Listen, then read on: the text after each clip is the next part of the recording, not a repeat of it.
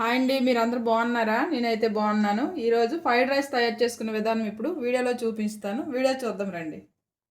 Fried rice తయారు చేసుకోవడానికి కావలసినవి చూపిస్తాను.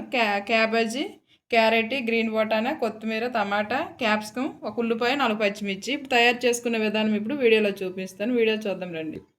ముందుగా కళాయి పెట్టుకొని కొంచెం ఆయిల్ వేస్తాను. ముందుగా ఆయిల్ వేడెక్కుతుండగా కొంచెం ఉల్లిపాయలు వేసుకొని వేడి చేస్తాను.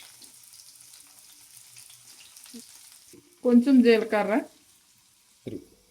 ఇప్పుడు ఉల్లిపాయ బాగా వేగిపోయింది. ఇప్పుడు ఒక్కొక్కటి ఇందులో వేసుకొని వేపుకుంది. ఇదంతా పచ్చివాసన అంతా పోయినంత వరకు బాగా వేపుకుందాం. కొంచెం సాల్ట్ వేస్తాను. రైస్ సాలపోతే తర్వాత వేసుకుందాం. గరం మసాలా, చాట్ మసాలా, కారము, కొంచెం ధనియాల పౌడర్ ఇది ఇందులో వేసుకుంటాను. వేసుకొని బాగా కలుపుకుందాం. ముందుగా రైస్ రెడీ చేసుకొని ఉంచుకొని ఈ రైస్ని అంతా ఇందులో వేసి మనం బాగా ఈ ఫ్రైడ్ రైస్ని వేపుకుందాం.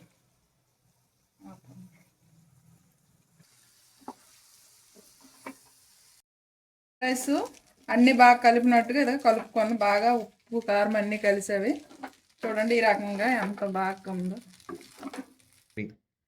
ఇదండి ఫ్రైడ్ రైస్. ఈ రకంగా రెడీ చేసుకొని చాలా బాగుంటుంది. ఒకసారి ట్రై చేయండి. నా వీడియో కానీ మీకు నచ్చితే లైక్ చేయండి, షేర్ చేయండి, సబ్స్క్రైబ్ చేయండి.